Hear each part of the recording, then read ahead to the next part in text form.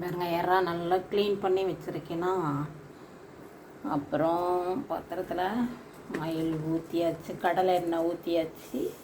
பாருங்க, சோம்பு சோம்பு போடுங்க, கொஞ்சம் ஜீரகம், இது பூண்டு, இஞ்சி, சாம்பார் வெங்காயம், கருவேப்பிலை எல்லாம் லைட்டாக இடித்து வச்சுருக்கேன்.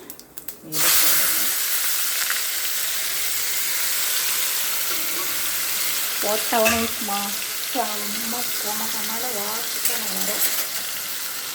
சரியா? வாசனை வந்தோன்னே இது கொஞ்சம் நல்லா பச்சை வாசனை போகணும். பச்சை வாசனை போகிற வரைக்கும் மிக்ஸ் பண்ணுங்க.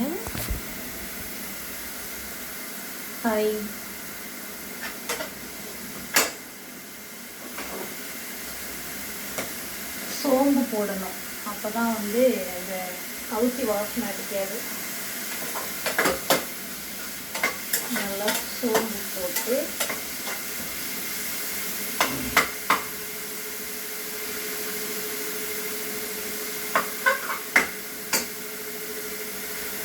மஞ்சள்,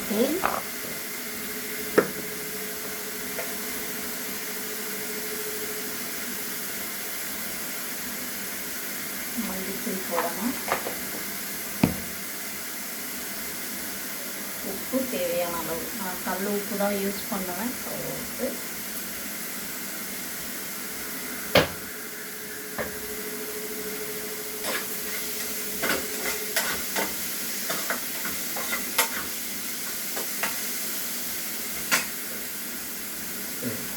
நல்லா புழிஞ்சிட்டு இறாவை போட்டுடணும்.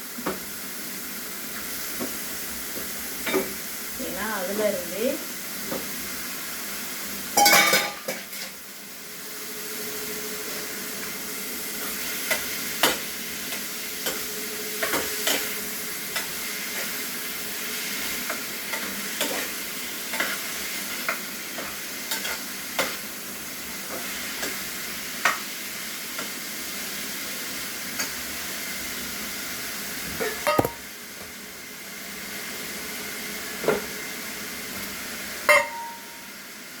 அப்படியே உங்கள் வீட்டிலலாம் என்ன சண்டே ஸ்பெஷல் சொல்லுங்கள்.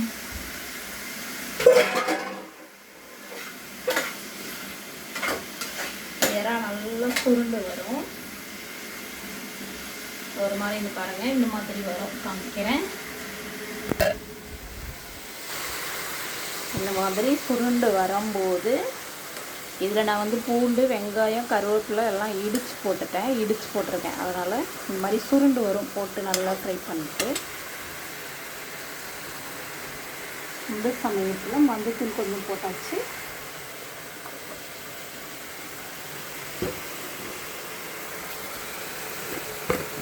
தண்ணி வரும் பாருங்க. இறாலிருந்து இயற்கையாகவே கொஞ்சம் தண்ணி சத்து இருக்கும், அது வரும். ட்ரையாக பண்ணணும்னா இதை அப்படியே இஞ்சி விடணும். தொக்கு வேணும்னா அப்படியே தக்காளி மசாலா போட்டு இறக்கிடலாம். எப்படி இருந்துச்சுன்னு நான் அடுத்த வீடியோவில் சொல்கிறேன் உங்களுக்கு. இது மாதிரி பண்ணுங்க, ரொம்ப ஈஸியாக பண்ணிடலாம். வாழ்க வளமுடன். இந்த நாள் இனிய நாளாகட்டும் அனைவருக்கும்.